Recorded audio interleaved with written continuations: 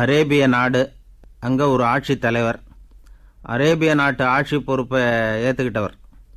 அவர் ஆட்சி பொறுப்பை ஏற்றுக்கிட்ட பிறகு ஒரு நாள் ஒரு தெருவில் நடந்து போய்கிட்டு இருந்தார். அவர் தோளில் ஒரு பெரிய துணி மூட்டை, அதை சுமந்துக்கிட்டு கடத்தெருவை நோக்கி அவர் போய்கிட்டு இருக்கிறார். வழியில் அவரை சந்தித்தார் உமர். அவர் கேட்டார், கலீஃபா அவர்களே, எங்கே புறப்பட்டுட்டீங்க அப்படின்னு கேட்டார். கலீஃபான்னா ஆட்சி தலைவர்னு அர்த்தம். இதுக்கு அவர் சொன்னார், நான் துணி வணிகம் செய்கிறவன், அதனால் துணி வியாபாரம் செய்கிறதுக்காக போயிட்டுருக்கிறேன்னார். நீங்கள் இப்போ இந்த நாட்டுக்கு ஆட்சி தலைவர், ஆட்சி பொறுப்பில் இருக்கிறீங்க. நீங்கள் வியாபாரம் செய்ய போட்டால் அரசு பணிகளை செய்கிறது யார் அப்படின்னு கேட்டார் அவர். நான் அரசு பணிகளை மட்டுமே செஞ்சுக்கிட்டு இருந்தா என் குடும்பத்தை காப்பாற்றுறது யார் அப்படின்னு கேட்டார் அவர். இப்படி கேட்டவர் யார் தெரியுமா? அவர் தான் அபூபக்கர், இறை தூதர் முகமது அவர்களுக்கு பிறகு கலீஃபாவாக தேர்ந்தெடுக்கப்பட்டவர். அப்போலாம் ஆட்சி தலைவர்களுக்கு சம்பளம்னு எதுவும் கிடையாது. இந்த பிரச்சனையை எப்படி தீர்க்கிறதுன்னு யோசனை பண்ணார் உமர். அபு உபைதா அவர்கள்கிட்ட அழைச்சிட்டு போனார். அவர் யாருன்னா, அவர் தான் பொது நிதி கருவூலத்தின் பொறுப்பாளர். அவர்கிட்ட பிரச்சனையை சொன்னார். இது மாதிரி ஆட்சி தலைவருக்கு பொது நிதியிலிருந்து ஊதியம் அளிக்க முடியுமான்னு கேட்டார். பொது நிதி விதிகளின்படி அதுக்கு சாத்தியம் இல்லைன்னு சொல்லிவிட்டார் அவர். சரி, வேற ஏதாவது வழி இருக்குதான்னு கேட்டார் உமர். அபு உபைதா கொஞ்சம் யோசனை பண்ணி பார்த்தார். அப்புறமா சொன்னார், மக்காவிலிருந்து மதீனாவுக்கு குடிபெயர்ந்து வந்த அகதிகளுக்கு நிதி உதவி அளிக்கிறதுக்கு விதிகளில் இடம் இருக்கு. அப்படி பார்த்தா அபூபக்கரும் அகதி தானே, அதனால எல்லா அகதிகளுக்கும் கொடுக்கறது மாதிரியே அவருக்கும் ஒரு தொகை அளிக்கலாம்னார். கலீஃபா அபூபக்கருக்கு இந்த அகதி உதவி தொகையைத்தான் கொடுத்துட்டு வந்தாங்களாம். குடும்ப செலவுக்கு அது போதுமானதா இல்லை. இருந்தாலும் கலீஃபாங்கிறதுக்காக மற்ற அகதிகளை விட அதிகமாக தொகையை பெற அவர் விரும்பலை. மார்பு பக்கம் கிழிஞ்சிருந்த ஒரு மேலாடையை தான் அவர் அணிஞ்சிருந்தார். அவருடைய துணைவியார் அஸ்மா, அவங்க ஒரு நாள் தேன் அருந்த ஆசையாக இருக்குன்னாங்களாம். நமக்கு கிடைக்கிற ஊதியம் குடும்ப செலவுக்கே போதுமானதா இல்லையே, இந்த நிலையில் தேன் வாங்கிறதுக்கு காசுக்கு நான் எங்கே போவேன்ருக்கார் அவர். கொஞ்ச நாள் கழித்து அவங்க ஒரு தொகையை அவர்கிட்ட கொடுத்து தேன் வாங்கிட்டு வர சொன்னாங்களாம். இவருக்கு ஆச்சரியம், ஏது இந்த பணம்னு கேட்டிருக்காரு. நீங்கள் தினமும் குடும்ப செலவுக்காக கொடுத்துக்கிட்டு வந்த பணத்தில் கொஞ்சம் கொஞ்சமாக மிச்சப்படுத்தி வச்சேன்னாங்களாம். அபூபக்கர் அந்த பணத்தை எடுத்துக்கிட்டு நேராக பொது நிதி கருவூல பொறுப்பாளர்கிட்ட போனார். இந்த பணத்தை பொது நிதியில் சேர்த்துருங்க, இது அதிகப்படியாக எனக்கு தரப்பட்டு வந்த ஊதியம், அடுத்த மாதத்திலேருந்து இந்த தொகையை குறைச்சிங்கன்னு வேற சொல்லிவிட்டாராம். பசியை தணிக்க தேவையான அளவு உணவு, ஒரு ஜோடி உடை, இதை தவிர கூடுதலாக மக்கள் பொது நிதியிலிருந்து வாங்கிக்கிறதுக்கு என் குடும்பத்தாருக்கு உரிமை இல்லை அப்படின்னு சொல்லி கண்டிப்பாக சொல்லிவிட்டாராம். அவர் வாங்கிட்டு வந்த அந்த குறைந்த ஊதியம் கூட அவர் மனசை உறுத்திக்கிட்டே இருந்தது. கடைசி நேரம் அவர் தம்முடைய மகள் ஆயிஷா அவர்களை அழைச்சார். மகளே, இதுவரைக்கும் பொது நிதியிலிருந்து நான் வாங்கிட்டு வந்த தொகை என்னுடைய இதயத்தில் பாரமாக அழுத்திக்கிட்டு இருக்கு.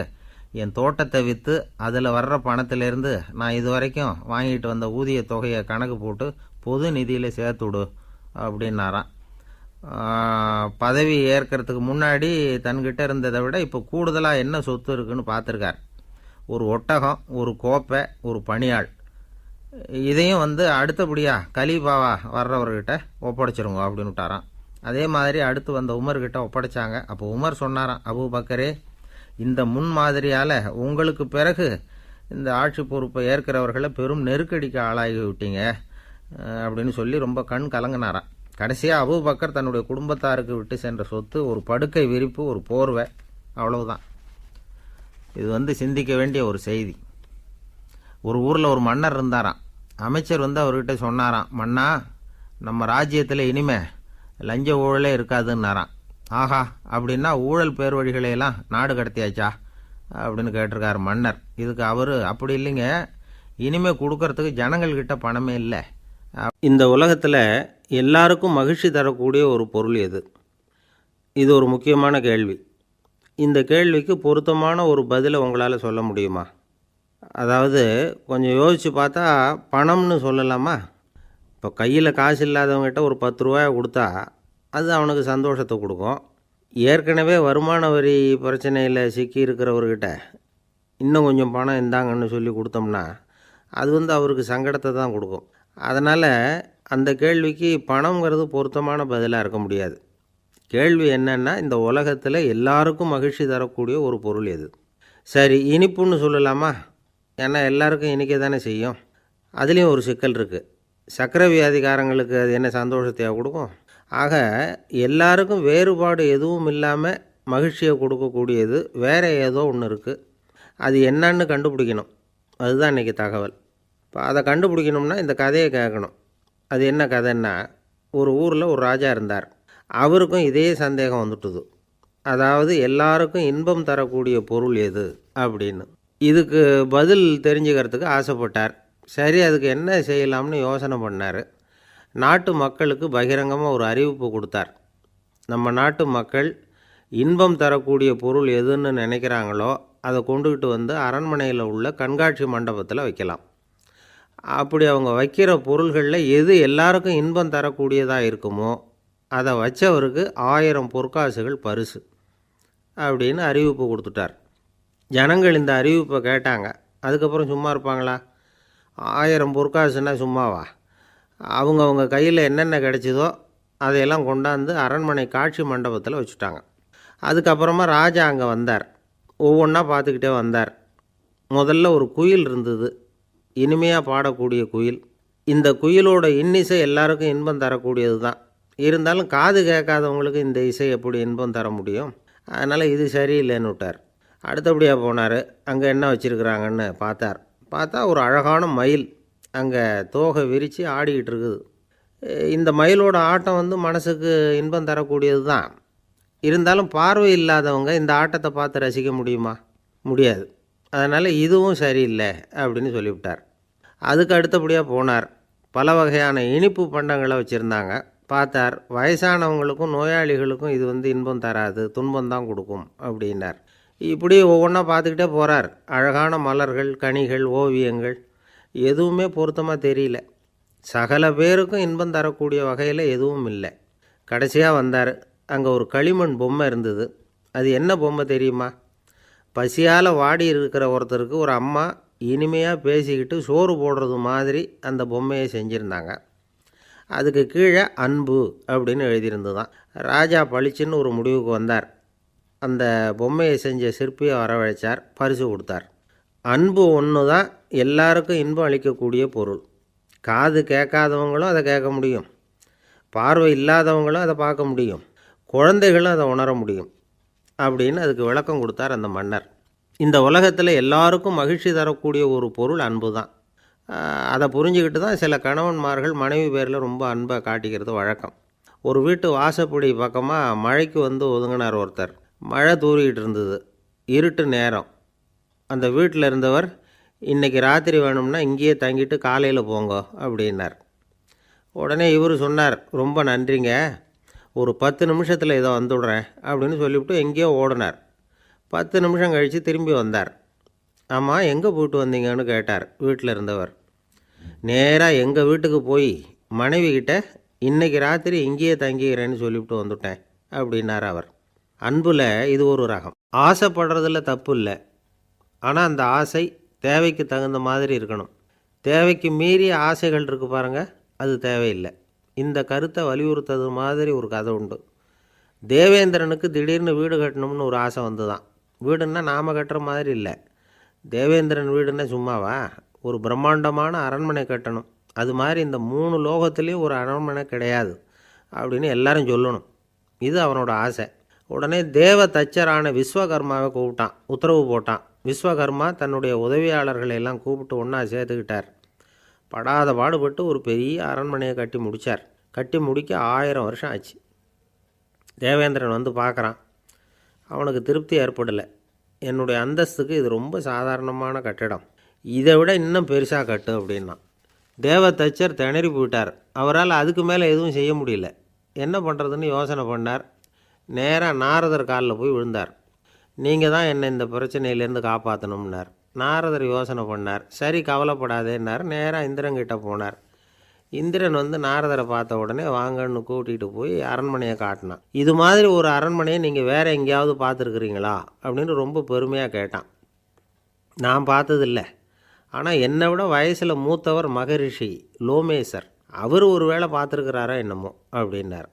உடனே அவரை மனசில் நினச்சி தியானம் பண்ணினார். அடுத்த கணம் லோமேசர் அங்கே வந்தார். இடையில் ஒரு சின்ன துண்டு, கையில் ஒரு கமண்டலம், தலையில் ஒரு பாய், அவ்வளவுதான் அவர்கிட்ட இருந்தது. எதுக்காக தலையில் இந்த பாய் அப்படின்னு கேட்டான் இந்திரன். என்ன மாதிரி அற்ப ஆயுள் உள்ள ஒரு ஜீவன் தனியாக வீடு கட்டிக்கிட்டு திண்டாடணுமா? இந்த பாய் தான் ஒரு வீடு மாதிரி எனக்கு நிழல் கொடுக்குது அப்படின்னார் அவர். என்னது, உங்களுக்கு அவ்வளவு கொஞ்சமான ஆயுளா அப்படின்னு ஆச்சரியத்தோடு கேட்டான் இந்திரன். ஆமாம், இதை பாரு, என்னுடைய மார்பில் ஒரு பொற்காசு அளவுக்கு ரோமம் உதிர்ந்துட்டுது. எப்போ என் உடம்புல உள்ள எல்லா ரோமமும் உதிர்ந்துருமோ அப்போ என்னுடைய ஆயுள் முடியும் அப்படின்னார். எப்போ அந்த ரோமங்கள் பூரா உதிரும்னு கேட்டான் இவன். ஒரு பிரம்மா மறைஞ்சதும் ஒரு ரோமம் உதிரும். என் உடம்புல உள்ள ரோமங்களின் எண்ணிக்கை எவ்வளவோ அவ்வளவு பிரம்மாக்கள் தோன்றி அவங்க ஆயுள் முடியும் பொழுது என் உடம்புல உள்ள ரோமங்கள் பூரா உதிரும் அப்படின்னார். அப்படின்னா ஒரு பிரம்மாவோட ஆயுள் எவ்வளவு காலம்னு கேட்டான். ஒரு பிரம்மாவுக்கு 100 தேவ வருஷம். ஒவ்வொரு தேவ வருஷத்துக்கும் 365 தேவ நாள். ஒவ்வொரு தேவ நாள்லேயும் ஒன்றை மாதிரி 14 இந்திரர்கள் தோன்றி மறைகிறாங்க அப்படின்னு மகரிஷி லோமேசர் சொல்கிறார். இதை கேட்டதும் இந்திரன் ஆடி போயிட்டான். அவ்வளவு ஆயுள் உள்ள இவரே அற்ப ஆயுள்னு சொல்கிறார். நான் என்னுடைய ஆயுளை பெருசாக நினச்சிக்கிட்டு பிரம்மாண்டமான அரண்மனை கட்டணும்னு ஆசைப்படுறேனே அப்படின்னு நினச்சான். எனக்கு வீடு கட்டின வரைக்கும் போதும்னு விட்டான். அதனால் நாமெல்லாம் நம்முடைய தேவைக்கு தகுந்த மாதிரி ஆசைப்படுறது தான் நியாயம்.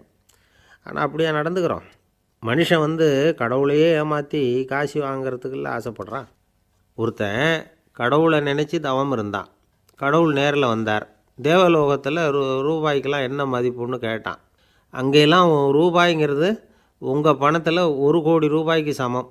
அதாவது தேவலோகத்தில் 1 ரூபான்னா இங்கே 1 கோடி ரூபா. அது மாதிரி எங்களுக்கு ஒரு நாளுங்கிறது உங்கள் கணக்கில் 1 கோடி வருஷத்துக்கு சமம் அப்படின்னார் கடவுள். அப்படின்னா எனக்கு நீங்கள் அதிகமாக எதுவும் தர வேணாம், உங்கள் கணக்குப்படி ஒரே 1 ரூபா கொடுங்க, அது போதும்னா இவன் ரொம்ப சாமர்த்தியமாக. கடவுள் யோசனை பண்ணார். அது ஒன்றும் கஷ்டம் இல்லை, 1 ரூபா தானே கேட்குற, கொடுத்துட்றேன். ஆனால் இப்போ வரும்பொழுது நான் எடுத்துக்கிட்டு வரல, எங்கள் கணக்குப்படியே 1 நாள் பொறுத்துக்க பணத்தோடு வந்துடுறேன் அப்படின்னு சொல்லிவிட்டு பறந்து போயிட்டார். ஒரு நாள் ஒரு தகப்பனார் தன்னுடைய பிள்ளையை அழைச்சிட்டு வந்தார். சார், இவன் சரியாக படிக்க மாட்டேங்கிறான், பெரியவங்களை மதிக்க மாட்டேங்கிறான், நீங்கள் கொஞ்ச நாள் இவனுக்கு குருவாக இருந்து நல்ல விஷயங்களை சொல்லி கொடுத்தா தேவையில்லைன்னார். பெரியவங்களையும் மதிக்காதவன் எப்படி என்ன மதிக்க போகிறான் அப்படிங்கிறது நமக்கு யோசனை வரும் இல்லையா? வேணாங்க, என்னை விட்டுருங்க அப்படின்னோம். அவர் விட மாட்டேன்னு விட்டார். இல்லைன்னா அவரே சிஷ்யன் ஆகிடுவார் போல இருந்தது. சரி, வேறு வழி இல்லாமல் அந்த பையனையே என்னுடைய சைடை நான் ஏற்றுக்கிட்டு உபதேசம்லாம் பண்ண ஆரம்பித்தோம். அதாவது குரு பக்தின்னா அது எப்படி இருக்கணுங்கிறத பற்றி சொல்லி கொடுத்தோம் அவனுக்கு. சதமகர் அப்படின்னு ஒரு குரு இருந்தார். அவருக்கு ஒரு சீடர். அவன் பேர் துளசி சைதன்யன். நைஷ்டிக பிரம்மச்சாரி. தன்னுடைய குருவுக்கு எந்த நேரத்தில் எது தேவைங்கிறத புரிஞ்சுக்கிட்டு சேவை செய்கிறவன். ஆனால் இவனை பற்றி மற்ற சீடர்களுக்கு பொறாமல் வந்துட்டுது. இவன் மட்டும் இப்படி இருக்கானேன்னு உடனே குருக்கிட்ட போய் கோல் மூட்டினாங்க. அவன் சரியில்லை, அவன் நடந்துக்கிறது சரியில்லை, அப்படி இப்படின்னு எதையாவது சொல்லி. இருந்தாலும் இதையெல்லாம் அந்த குரு நம்பலை. அவருக்கு தெரியும் யார் யார் எப்படின்னு. துளசி சைதன்யன் பெருமையை மற்ற சீடர்களுக்கு உணர்த்தணும் அப்படின்னு நினச்சார். அதுக்கு ஒரு வழி பண்ணார். ஒரு நாள் சீடர்களை எல்லாம் கூப்பிட்டுக்கிட்டு ஒரு காட்டு வழியாக போய்கிட்டு இருந்தார். அங்கே ஒரு பெரிய மலை அருவி கொட்டிக்கிட்டு இருந்தது. குரு சீடர்கள் பக்கம் திரும்பினார். இந்த மலையின் மேலே இருந்து அந்த படுபாதாளத்தில் குதிக்கிறதுக்கு உங்களில் யார் தயார் அப்படின்னு கேட்டார். ஒரு சீடனும் வாயை திறக்கலை, ஒதுங்கி நின்றுக்கிட்டாங்க. பின்னாடி மூட்டை முடிச்சோடு வந்துக்கிட்டு இருந்தான் துளசி சைதன்யன். அவனை பார்த்தார். தப்பாருப்பா, நீ மேலே இருந்து அந்த அருவியில் குதி அப்படின்னார். அப்படியே செய்கிறேன் சுவாமின்னா ஓடி போய் பொத்துன்னு குதிச்சுட்டான். அடுத்த கணமே குருநாதர் தன்னுடைய யோக சக்தியால் பறந்து போய் அவன் கீழே விழுந்துடாமல் தாங்கி பிடிச்சி கொண்டுக்கிட்டு வந்துட்டார். மற்ற சீடர்களுக்கெல்லாம் ஒரு மாதிரி ஆயிட்டுது. அடுத்தபடியாக என்ன பண்ணலாம்னு யோசித்தாங்க இவனை மாட்டி விடுறதுக்கு. ஒரு நாள் வெத்தலை அடிக்கிற ஒரு சின்ன உரலையும் உலக்கையையும் எடுத்து ஒளிய வச்சுட்டாங்க. சதமகர் சன்னியாசி இல்லை, அவர் வெத்தலை போடுவார். பல்லு சரியில்லை, அதனால் இடித்து தான் வெத்தலையை போடணும். திடீர்னு வெத்தலை பாக்கு கேட்டார். வழக்கமாக உரலில் இடித்து தர்றது தான் துளசியின் பழக்கம். உரலை தேடினா கிடைக்கல, என்ன பண்ணுறது? குரு கேட்டுவிட்டாரே, குரு சேவை தானே முக்கியம். என்ன பண்ணால் வெத்தலை பாக்க தன்னுடைய வாயில் போட்டு முன்னும் அதை எடுத்து அவர்கிட்ட கொடுத்துட்டான். குரு எதையோ படிச்சுக்கிட்டே அதை வாங்கி வாயில் போட்டுக்கிட்டார். துளசி இன்றைக்கி தாம்பூலம் நல்லா இடிக்கப்பட்டிருக்கு, ருசியாக வேறு இருக்குது, அதை இடித்த பாத்திரத்தை என் கண்ணால் பார்க்கணும்னு ஆசையாக இருக்குன்னு விட்டார். அதை மட்டும் அனுப்பி போய் நீ வர வேண்டான்னு வேற சொல்லிவிட்டார். இதை கேட்டதும் துளசி தவிச்சு போயிட்டான். இவன் போகாமல் எப்படி வாயை மட்டும் அனுப்பி வைக்க முடியும்? இவன் தவிக்கிறத பார்த்ததும் மற்ற சீடர்களுக்கெல்லாம் மனசுக்குள்ளே ரொம்ப சந்தோஷம். துளசி கொஞ்சமும் யோசிக்கலை, வாழை எடுத்தான், தன்னுடைய தலையவே அப்படியே அறுத்து வெட்டி எடுத்தான், இன்னொரு சீடங்கிட்ட கொடுத்துட்டான், எடுத்துகிட்டு போகணும்னு சொல்லி கொண்டுட்டு போய் குரு முன்னாடி வைக்கிறாங்க. அந்த தலையில் வாய் திறந்துருக்கு, வெத்தலை போட்டு முன்னு இருந்தது, தெரிஞ்சு போச்சு, சிவப்பாக இருந்தது. அவனுடைய குரு பக்தியை இப்போ எல்லாரும் ஒத்துக்கிட்டாங்க. அதுக்கப்புறம் குரு சதமகர் தன்னுடைய அற்புத திறமையினால் அந்த தலையை மறுபடியும் ஒட்ட வச்சுட்டார். துளசிக்கு உயிர் வந்துட்டுது. இப்படி ஒரு பெரிய கதை உண்டு. அதாவது துளசி சைதன்யன் அவனுடைய குரு பக்தி எப்படி அப்படின்னு கேட்டோம். ரொம்ப அபாரம் அப்படின்னு அந்த பையன் அடக்கமாக, சும்மா விளையாட்டுக்காக தான் அப்படி அவங்ககிட்ட கேட்டோம். ஏன்பா உன்னுடைய குரு பக்தியை என்கிட்ட காட்டுறதுக்கு உன்னோட கழுத்தை நீயே அறுக்கணும்னு நான் சொன்னான், அதை நீ செய்வியா அப்படின்னு கேட்டோம். என்னுடைய கழுத்தை நானே அறுக்க வேண்டிய அவசியம் இல்லை சார் அப்படின்னா அவன். ஏண்டான்னு, அதே காரியத்தை தான் இனிமேல் நீங்கள் தினமும் செய்ய போகிறீங்களே சார் அப்படிங்கிறான். ஒருத்தர் ரொம்பவும் மகிழ்ச்சியாக வந்துக்கிட்டு இருந்தார். என்ன விஷயம்னு விசாரித்தேன். நான் தோற்று போயிட்டேன், அதுதான் மனசுக்கு மகிழ்ச்சியாக இருக்குது அப்படின்னார். எனக்கு இது ரொம்ப ஆச்சரியமாக போச்சு. இந்த உலகத்தில் தோற்று போகிறவங்க யாரும் மகிழ்ச்சியாக இருக்கிறது இல்லை. அப்படி இருக்கிறப்ப இவர் இப்படி சொல்கிறாரே, எங்கே தோற்று போனீங்கன்னு கேட்டேன். அதுக்கப்புறம் தான் அவர் விவரமாக சொன்னார். என்னோட 5 வயசு குழந்தையோடு நான் விளையாடிக்கிட்டு இருந்தேன். அந்த விளையாட்டில் என் குழந்தை ஜெயிச்சுட்டுது, நான் தோற்று போயிட்டேன் அப்படின்னார் ரொம்ப உற்சாகமாக. நான் யோசித்து பார்த்தேன். அதாவது நாம் சின்ன குழந்தையாக இருக்கிறப்போ எந்த விளையாட்டில் கலந்துக்கிட்டாலும் அதில் நாம் தான் ஜெயிக்கணும்னு ஒரு வெறி நமக்குள்ளே இருக்கும். நம்மளை எதிர்த்து விளையாடுறவர் நல்லவரா கெட்டவரா, பெரியவரா சின்னவரா அப்படிங்கிறதெல்லாம் முக்கியம் கிடையாது. அவர் தோற்று போகணும், நாம் ஜெயிக்கணும், அதுதான் முக்கியம். எதிரியை சந்தோஷப்படுத்த விளையாடுகிற கலை அப்போ நமக்கு தெரியறதில்ல. வாழ்க்கையில் ஒரு பக்குவம் வந்ததுக்கு அப்புறம் வெற்றி பெறணுங்கிற மன அழுத்தம் போயிடுது. போட்டியில் ஜெயிக்கணுங்கிறத விட குழந்தையை சந்தோஷப்படுத்தணுங்கிறது முக்கியமாக போச்சு. ஜெயிக்கணுங்கிற வெறி ஓடி போட்டுது. ஒரு குழந்தையாக இருந்தப்போ நம்ம வளர்ச்சிக்கு உதவிய வெறி பெரியவனானதுக்கு பிறகு நமக்கு எதிரியாக மாறுது.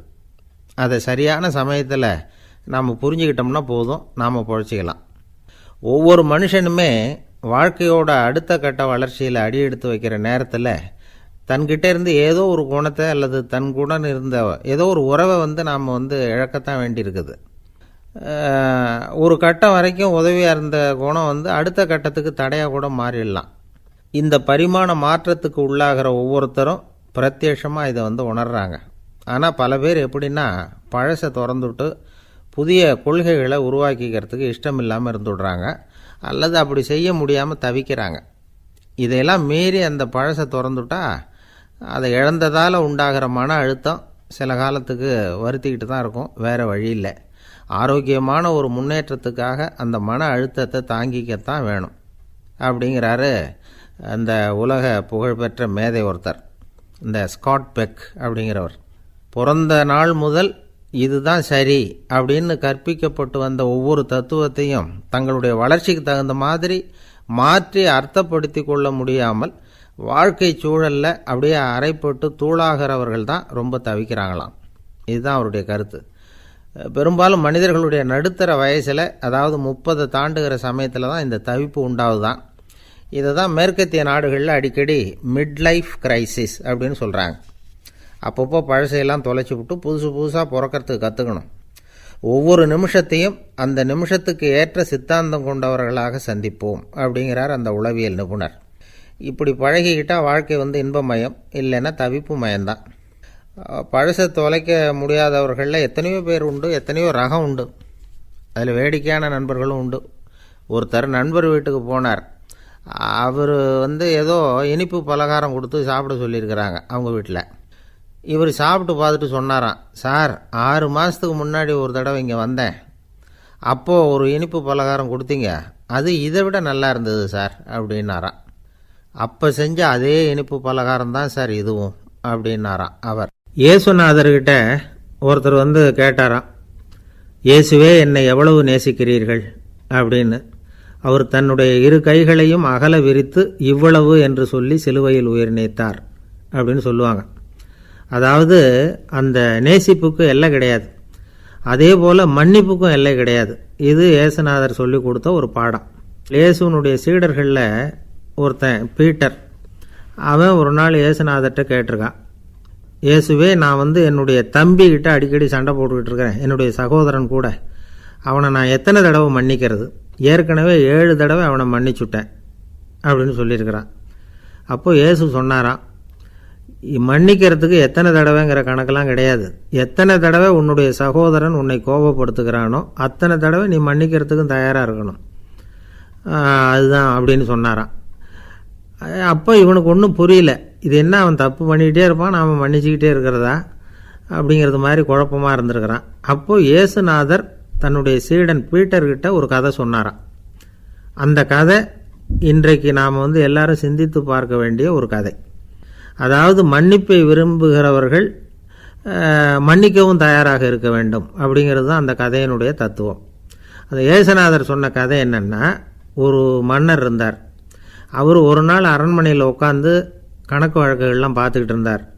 நம்ம அரண்மனையிலேருந்து யார் யார் அரசாங்க கடன் வாங்கியிருக்கிறாங்க, யார் யார் திருப்பி செலுத்தியிருக்கிறாங்க அப்படிங்கிற விவரத்தையெல்லாம் பார்த்துக்கிட்டு இருந்தார். அப்போ தான் புரிஞ்சுது, அந்த அரண்மனையில் வேலை செய்கிற ஒருத்தனே அரசாங்க கடன் வாங்கியிருக்கிறான். எவ்வளவு? 10,000 பொற்காசுகள் வாங்கியிருக்கான் கடன். இந்த 10,000 பொற்காசுகளை திருப்பி செலுத்தலை அரசாங்கத்துக்கு. இது மன்னர் கவனத்துக்கு வந்தது. உடனே நம்ம அரண்மனையில் இருக்கிறவனே அரசு கடன் வாங்கி திருப்பி செலுத்தாமல் இருக்கான், அவனை கூப்பிட்டு வாங்கன்னு சொல்லி கூப்பிட்டுட்டு வந்தாங்களாம். விசாரிச்சிருக்கிறாங்க, என்னப்பா நீ எவ்வளோ ஒன்று? ஆமாங்க, 10,000 பொற்காசுகள் வாங்கியிருக்கிறேன், இன்னும் திருப்பி கட்டலைன்றிருக்கான். உடனே அவர் மன்னர் சொல்லியிருக்கிறார், நம்ம சட்டத்திட்டப்படி நீ உடனே பணத்தை திருப்பி கட்டிடு. அப்படி உன்னால் கட்ட முடியலன்னா உன்னுடைய வீடு வாசல் சொத்து சுகம் எல்லாத்தையும் விற்று அந்த பணத்தை அரசு கருவூலத்தில் சேர்த்துக்கிறதுக்கு நானே ஏற்பாடு பண்ணிடுறேன் அப்படின்னு அந்த மன்னர் சொன்னாராம். இவன் அப்படியே அதிர்ச்சி ஆகிட்டான், அப்படியே பொத்துன்னு காலில் விழுந்தானா. மன்னா, என்னை மன்னிச்சுங்க, என்னால் முடியல, எனக்கு மன்னிப்பு கொடுங்க அப்படின்ட்டுருக்கான்.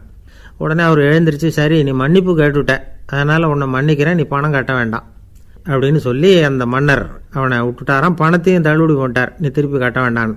இவனுக்கு ரொம்ப மகிழ்ச்சி, அதனால் ரொம்ப உல்லாசமாக வந்துக்கிட்டு இருக்கிறான். தெருவில் வந்துக்கிட்டு இருக்கிறப்ப இவங்கிட்ட கடன் வாங்கின ஒருத்தன் எதுக்கு வந்துக்கிட்டு இருக்கான்.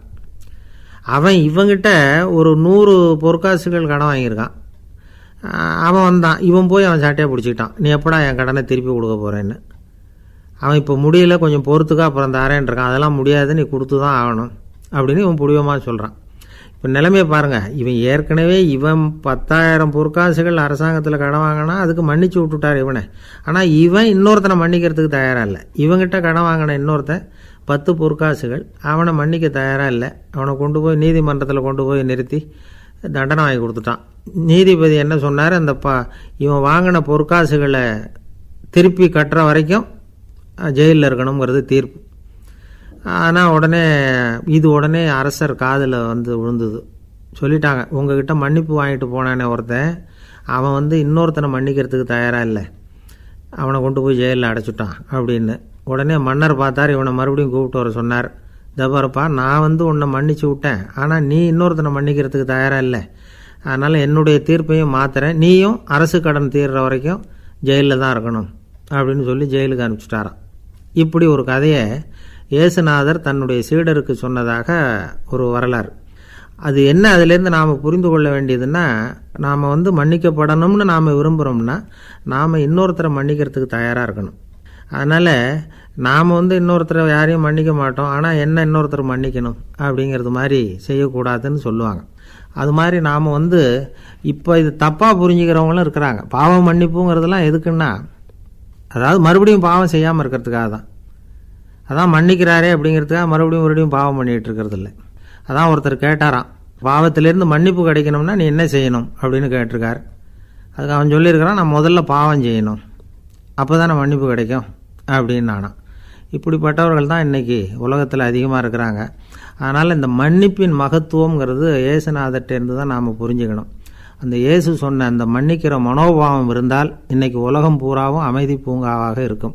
அதில் ஒன்றும் ஆச்சரியமே இல்லை, அதில் ஒன்றும் சந்தேகமும் இல்லை. அதனால் மன்னிக்கிற மனோபாவத்தை நாம் எல்லாரும் நமக்குள்ளே வளர்த்து கொள்ள வேண்டும் அப்படிங்கிறது தான் நாம் இன்றைக்கு எல்லோரும் சிந்தித்து பார்க்க வேண்டிய ஒரு செய்தி. ஒரு வயசான அம்மா தெரு வழியாக போயிட்டு இருந்தாங்க. அவங்க கையில் எண்ணத்தையோ வச்சுக்கிட்டு அதை அடிக்கடி பார்த்துக்கிட்டே இருந்தாங்க. ஒருத்தன் மெதுவாக அவங்கக்கிட்ட போய் கையில் இருக்கிறது என்ன அப்படின்னு எட்டி பார்த்தா அவங்க கையில் 4 பல் இருந்துதான். இவன் ஆச்சரியமாக அந்த அம்மாவை பார்த்தான். ஏம்மா உனக்கு என்ன பைத்தியமா, ஏது இந்த பல்லு, இதை என்னத்துக்காக கையில் வச்சுக்கிட்டு அலைஞ்சிக்கிட்டு இருக்கிற அப்படின்னு கேட்டிருக்கான். அதுக்கு அந்த அம்மா விவரம் சொல்ல ஆரம்பித்தாங்களாம். இதை பாருப்பா, எனக்கு ஒரு மகன் இருந்தான், அவனை ரொம்ப செல்லமாக வளர்த்தேன். அவனை தரையிலே நடக்க விடுறதில்ல, எப்பவும் தூக்கி வச்சுக்கிட்டு இருப்பேன். அவன் நல்லா பெரியவனாகி பள்ளிக்கூடம் போகிறப்ப கூட அவன் புஸ்தக மூட்டையை நான் தான் சுமந்துக்கிட்டு போவேன். பார்க்குறவங்க கூட கேலி பண்ணுவாங்க, ஏம்மா படிக்க போகிறது நீயா உன் பிள்ளையான்னு கேட்பாங்க. அவன் இன்றைக்கி எவ்வளோ பெரிய மனுஷன் ஆகிட்டான், வெளிநாட்டில் பெரிய உத்தியோகத்தில் இருக்கான். சமீபத்தில் இங்கே வந்துட்டு போனான். ஒரு நாள் ஏதோ கோபத்தில் என்ன அரைஞ்சிட்டான். அப்போ இந்த 4 பல்லும் கீழே விழுந்துட்டுது. இன்னமும் கூட விழுந்திருக்கும், ஆனால் பல்லு தான் இல்லை. என் புள்ள அரைஞ்சதுனால விழுந்த பல்லு இல்லையா அது, அதனால் இதை எப்பவும் என் கையிலேயே வச்சுக்கிட்டு ஆசையோடு பார்த்துக்கிட்டு இருக்கிறேன். அவன் தான் வெளிநாட்டுக்கு போட்டான், அவனை பார்க்க முடியாத ஏக்கத்தை நான் இந்த பல்லை பார்த்து போக்கிக்கிறேன் அப்படின்னு நாங்களாம் அந்த அம்மா. இந்த கதை எதுக்காகன்னா, தாய் அன்பு அப்படிங்கிறது எப்படிப்பட்டதுங்கிறத புரிஞ்சுக்கிறதுக்காக. கல்யாணம் ஆனதுக்கப்புறம் தாயை மறந்து விட்றவங்க எத்தனை பேர் இந்த உலகத்தில், அவங்க காதில் வேணுங்கிறதுக்காக தான் இந்த தகவல். ஆனால் ஒரு விஷயம் மட்டும் நல்லா புரிஞ்சுக்கணும், தாயை மதிக்க தெரிஞ்சவங்க தான் இன்றைக்கி வாழ்க்கையில் எல்லா விதத்துலேயும் முன்னுக்கு வந்திருக்கிறாங்க. வேணும்னா விசாரித்து பார்த்துக்குங்க. இன்னொரு அம்மா இருந்தாங்க, அவங்க தினமும் ஒரு கோயிலுக்கு வருவாங்க. சாமியை பார்த்து, கடவுளே நான் இறந்து போனால் நரகத்துக்கு போகணும் அப்படின்னு வேண்டிக்குவாங்களாம். எல்லோரும் சொர்க்கத்துக்கு போகணும்னு தானே கடவுள்கிட்ட வேண்டிக்குவாங்க. இந்த அம்மா தினம் நான் நரகத்துக்கு போகணும் அப்படின்னு வேண்டிக்கிறாங்க. அங்கேருந்து அர்ச்சகருக்கு இது சந்தேகம். ஒரு நாள் அதை நேரடியாகவே அவங்கக்கிட்ட கேட்டுவிட்டார். அதுக்கு அந்த அம்மா பதில் சொன்னாங்களாம், ஐயா எனக்கு கல்யாணம் ஆகி ரொம்ப நாள் வரைக்கும் குழந்தை பாக்கியம் இல்லாமல் இருந்தது. கோயில் குளம் எல்லாம் சுற்றி வந்தேன். ரொம்ப நாள் கழித்து ஒரு குழந்தை பிறந்தது, ஆண் குழந்தை. அவனை நான் ரொம்ப செல்லம் கொடுத்து வளர்த்தேன். அதோட விளைவு என்ன ஆச்சுன்னா, அவன் ரொம்ப மோசமாக ஆகிட்டான். கெட்ட பழக்க வழக்கம்லாம் கற்றுக்கிட்டான். அவன் இறந்து போனால் நிச்சயம் அவனுக்கு நரகம்தான் கிடைக்கும். அந்த அளவுக்கு கெட்டவன் அவன். அப்படிப்பட்ட காரியங்கள்லாம் பண்ணிகிட்ருக்கான், எனக்கு தெரியும். இவனுக்காக நரகத்தில் கூட யாரும் தயவு காட்ட மாட்டாங்க, தாட்சண்யம் காட்ட மாட்டாங்க. அதனால் இவனுக்கு முந்தி நான் இறந்து நரகத்துக்கு போயிட்டா அங்கே இவனை கவனிச்சிக்கலாமே, இவனுக்கு பணிவிடை செய்யலாமேன்னு பார்க்குறேன் அப்படின்னு நாங்களாம். அதனால தான் நான் நரகத்துக்கு போகணும்னு தினம் ஆண்டவனை வேண்டிகிட்டு இருக்கிறேன் அப்படின்னு கண்கலங்கி அந்த அம்மா சொன்னாங்களாம். அதுதான் தாய் உள்ளம்ங்கிறது. தாயின் பெருமையை சரியாக உணர்ந்துட்டா அவங்களுக்கு எப்பவும் எந்த கஷ்டமும் வராது. இது ஏதோ உபதேசத்துக்காக சொல்கிற வார்த்தை இல்லை, உண்மையான வார்த்தை. இந்த விவரத்தையெல்லாம் நண்பர் ஒருத்தர்கிட்ட சொல்லிகிட்டு இருந்தேன். அவர் கொஞ்ச நாள் கழித்து என்னை தேடி வந்தார். அவர் கையிலேயும் 4 பல் வச்சுருந்தார். என்னங்க ஆச்சு, ஏதுங்க இந்த பல் அப்படின்னு விசாரித்தோம். உங்கள் உபதேசத்தை கேட்டுவிட்டு இந்த உலகத்தில் எல்லாரையும் தாயாக நினைக்க ஆரம்பிச்சிட்டேன். ஒரு அம்மாவை கடத்தரில் பார்த்து தாயேன்னு கூப்பிட்டேன். அவங்க உடனே பலார்னு என்னை அரைஞ்சிட்டாங்க, பல் விழுந்துட்டுது. அதை தான் பொறுக்கி எடுத்துக்கிட்டு நேராக உங்களை தேடி வந்துக்கிட்டு இருக்கிறேன்னார். தாயேன்னு தானே கூப்பிட்டீங்க, அதுக்கு ஏன் அரைஞ்சாங்க அப்படின்னு கேட்டோம். நான் தாயேன்னு கூப்பிட்டது அவங்க காதில் நாயேன்னு விழுந்துட்டு தான், அதுதான் இப்படி ஆயிட்டுது அப்படின்னார். ஊருக்கு வெளியில் அமைதியான ஒரு இடம், அங்கே ஒரு ஆசிரமம், அங்கே ஒரு சாமியார். அவர் தினமும் நல்ல போதனைகள்லாம் செய்வார். பல பேர் போய் அங்கேயே சில நாள் தங்கி இருந்து அவர் சொல்கிற அறிவுரைகளை எல்லாம் கேட்டுக்கிட்டு வர்றது வழக்கம். ஒரு தடவை அவரை பார்த்துட்டு போகிறதுக்காக 3 வெளியூர் தம்பதிகள் வந்தாங்களாம். அந்த மடத்திலேயே சாப்பிட்டுக்கிட்டு தங்கியிருந்து அவங்களுடைய போதனைகளை கேட்டுக்கிட்டு போகணுங்கிறது அவங்க நோக்கம். காலையில் குளிச்சுட்டு பூஜையில் உட்காந்தார் அந்த சுவாமி. இவங்களும் குளிச்சுட்டு அந்த பூஜையை பார்க்குறதுக்காக அவர் முன்னாடி உட்காந்தாங்க. பூஜை ஆரம்பமாச்சு. சம்பிரதாயப்படி அது ரொம்ப நேரம் நடந்துக்கிட்டே இருக்குது. இவங்களுக்கு நல்ல பசி இருந்தாலும் இந்த நேரத்தில் அதை எப்படி வெளியில் காட்டிக்கிறது? பேசாமல் இருந்தாங்க. அந்த சுவாமி பூஜையை முடித்தார். அதுக்கப்புறம் பேச ஆரம்பித்தார். பேச்சு அருமையாக தான் இருந்தது, அமிர்தமாக தான் இருந்தது. இருந்தாலும் இவங்களுக்கு இருக்கிற வயிற்று பசி அது சரியாக கவனிக்க விடலை. அந்த சுவாமியே இதை கவனித்ததா தெரியல.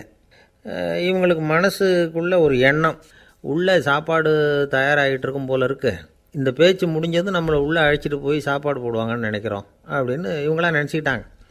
ஆனால் சுவாமி இதை பற்றி எதுவுமே பேசலை, கண்டுக்கலை. ஒரு அம்மாவால் அதுக்கு மேலே சும்மா இருக்க முடியுமா? முடியல. சாப்பாட்டை கவனிக்கலாமா அப்படின்னு சொல்லி மெதுவாக ஆரம்பித்தாங்க. கவனிக்கலாமே அப்படின்னு உள்ளே அழைச்சிட்டு போனார் சுவாமி. இவங்க ரொம்ப அவசரமாக எழுந்திரிச்சு உள்ளே ஓடினாங்க. அங்கே ஒரு மேஜை மேலே ஒரு கிண்ணம் மூடி இருந்தது. இதுதான் சாப்பாட்டு மேஜை போல இருக்குது, இங்கே சாப்பாடு வந்துடும் அப்படின்னு நினச்சாங்க. உடனே போய் சுற்றி உட்காந்துக்கிட்டாங்க. சுவாமி அந்த கிண்ணத்தை எடுத்து அந்த அம்மா கிட்ட கொடுத்தார். அவங்க அதை வாங்கி மூடியை திறந்து பார்க்குறாங்க, உள்ளே ஒரு சாவி இருக்குது. ஓ சரிதான், இது சமையலறை சாவி போல் இருக்குது, அங்கே போய் அதை திறந்து சாப்பாட்டை நாமே எடுத்துக்கிட்டு வந்து இங்கே வச்சுக்கிட்டு சாப்பிட்ணும் போல் இருக்குது அப்படின்னு நினச்சாங்க. சாவி இருக்கு இல்லையா, வாங்க பூட்டு நிறையா காட்டுறேன் அப்படின்னு சுவாமி அவங்கள அழைச்சிக்கிட்டு போனார், காட்டினார். இவங்க அந்த அறையை ரொம்ப ஆவலோடு திறந்தாங்க. உள்ளே பார்த்தா அங்கே அரிசி, பருப்பு, விதவிதமான காய்கறி எல்லாம் இருக்குது. சமையலுக்கு வேண்டிய மிளகாய், எண்ணெய், பால், தயிர், நெய் இப்படி எல்லாமே இருக்குது. அடுப்பு, விறகு, நெருப்பு போட்டி அது கூட அங்கே இருக்குது. சாப்பாடு தயாராக இருக்கும்னு நினச்சிக்கிட்டு போனால் இப்படி இருக்குதே அப்படின்னு சொல்லி அதை பார்த்ததும் ரொம்ப சோர்ந்து போட்டாங்க அவங்க. சுவாமி என்ன இது சாப்பாடு இல்லையா அப்படின்னாங்க.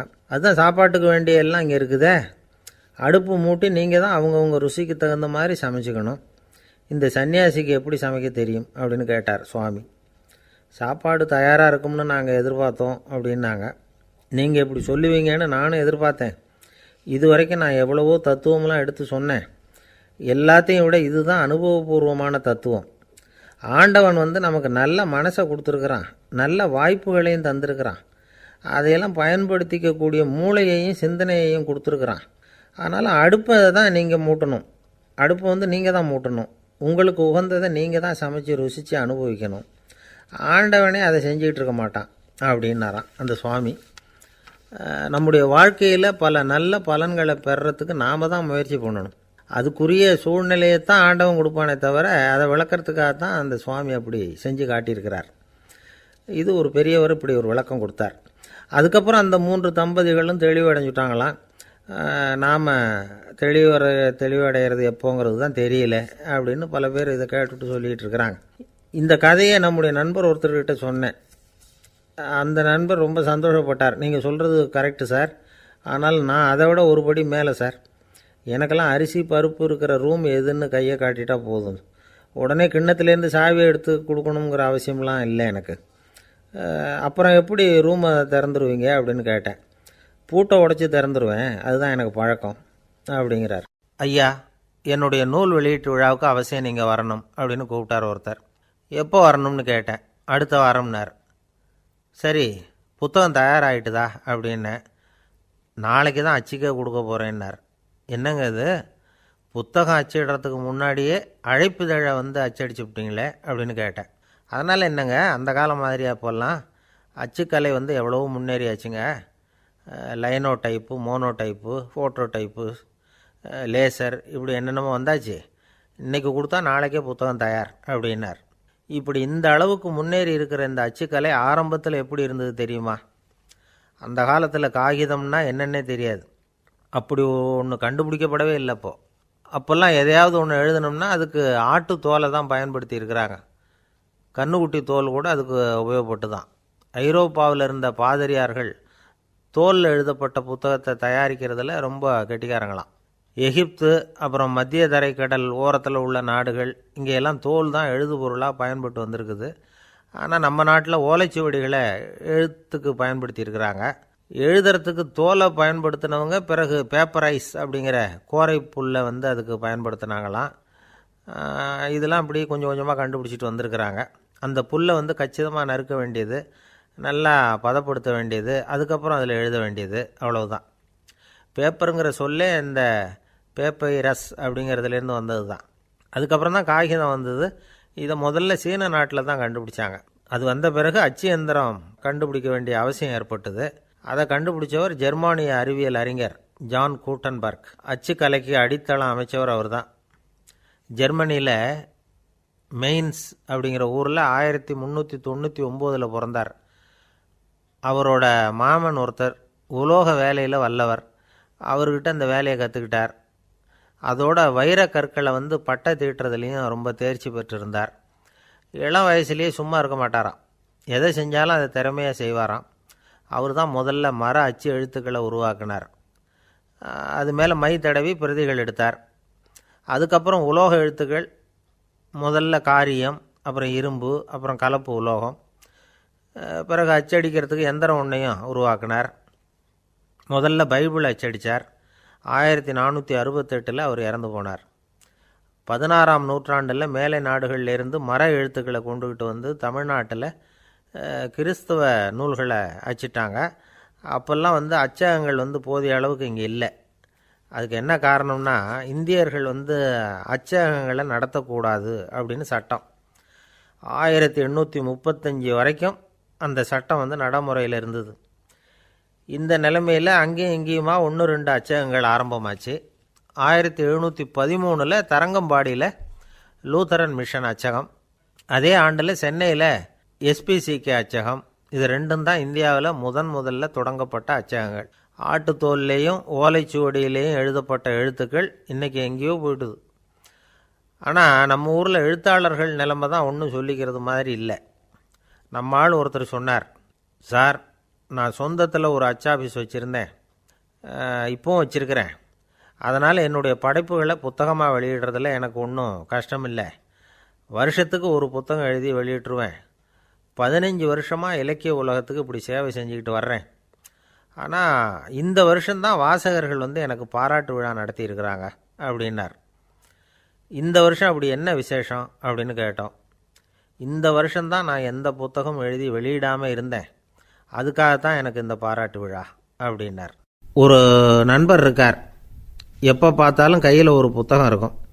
புத்தகம் இல்லாமல் எங்கேயும் புறப்பட மாட்டார்.